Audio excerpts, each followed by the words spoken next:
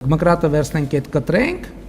Ադրբեջանն այդ մկրատը կվերցնի ջերմուկի հատվածը կկտրի,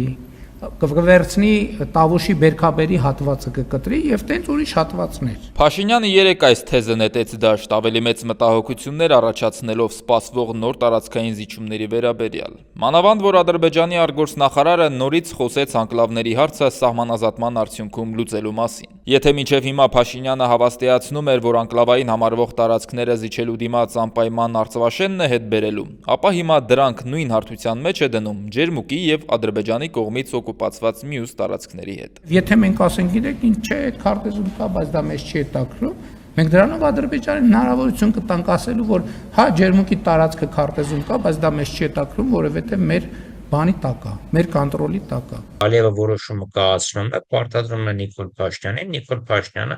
փորձում է դա համոզել ժողովրդին եւ միևնույն ժամանակ դիկտատորական քայլերով փորձում է ներքին բացարձակ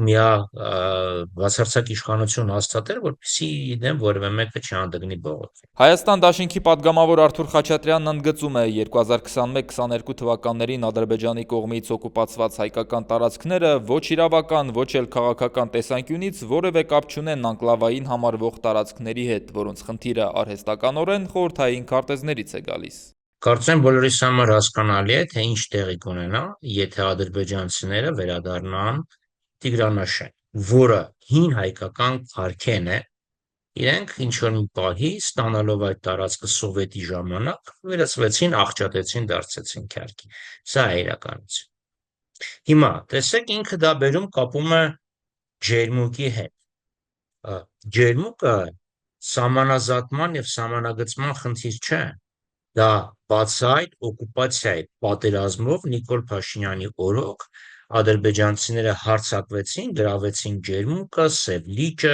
Ինչու է Փաշինյանը հիմա ընտրություններից հետո փորձում համոզել, թե Ջերմուկի եւ մնացած օկուպացված տարածքների վերադարձը անկլավները տալու հետ է կապված։ Ընդդիմադիր падգամավորի համոզմամբ այդ կերպ փորձ է արվում խնդիրն ավելի ցավոտ դարձնել հասարակության համար։ Համոզել, թե առանց Տիգրանաշենն ու Տավուշի բնակավայրերը զիջելու հետ չենք ստանա Ջերմուկի տարածքները, եւ այդ կերպ հասարակության աչքերում այդ զիջումը անհրաժեշտ եւ անխուսափելի դարձնել։ Որտեվ հասկանում է, չէ, որ Ջերմուկի կարևորությունը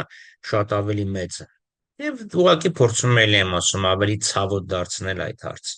Այլապես կասեն դե չի, հասարակության ռեակցիան դա կլինի, չի։ Ինչ էլ Հայաստանի ղեկավարությունը ասի եւ անի, Ադրբեջանը միտք չունի դուրս գալ Ջերմուկի եւ մյուս օկուպացված տարածքներից, ինչի մասին ոչ միայն Բաքվից հնչող հայտարարություններն են վկայում, այլև տեղում իրականացվող լայնածավալ ամրաշինական աշխատանքները, ասում է քաղաքագետ Բենյամին Պողոսյանն ու նկատում, այս հարցը սահմանազատման արդյունքում լուծելու շանսը 0-ի է հավասար։ Նույնիսկ Վրաստանի հետ, որի հետ որևէ խնդիր չկա, արդեն գրեթե 3 տասնամյակ այդ գործընթացը տևում է։ Հասկանալի է, որ Ադրբեջանի հետ այս գործընթացը կարող է ավելի երկար տևել, ինչը նշանակում է, եթե մենք արդեն ասում ենք, որ սա լուծվելու է, այսպես ասենք, դելիմիտացիա եւ դեմարկացիայի ընթացքում, մենք ապրիորի ընդունում ենք, որ այս հարցը կամ չի լուծվելու, կամ տեղափոխվելու է 21-րդ դարի երկրորդ կես, այսինքն ինչ որ 2050-ից մինչև 2099 թվականներ ընկած